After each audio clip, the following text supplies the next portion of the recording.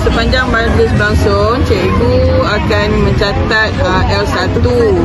Jadi sedikit kekalutan lah, di mana L1 ni semua lelaki tingkatan 4, tingkatan 5. Sampai dengan cepat lah. Bila sampai dengan cepat, kita jadi kekalutan di sini lah.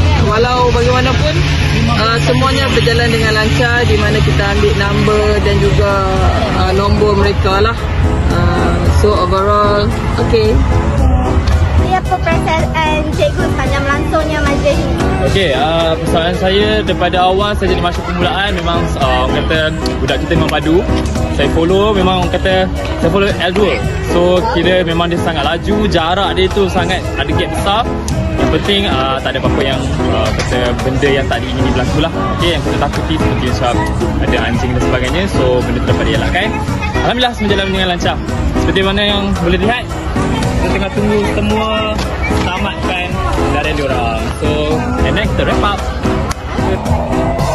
Awak semua rasa, apa yang akan mengenai kejohanan mereka sisa pada tahun ini? Apa yang Garuda? Okey, apakah perasaan awak bertiga telah mendapat top 10 dalam pentas desa? Kami kita bangga pada diri ni. Bangga dengan diri saya. Saran makan menang. Confident. Okey, boleh tak?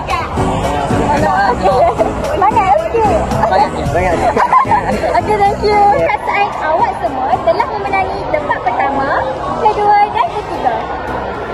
Saya rasa amat bangga dan saya tak expect lah saya dapat nombor 1.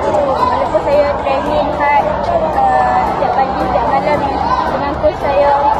Dan saya bangga juga kawan-kawan saya pun dapat daripada rumah Garuda juga. Dan kawan saya. Saya pun rasa gembira juga. Kerana tak sangka boleh dapat nombor 2 lah. Ada 2 orang. Okay.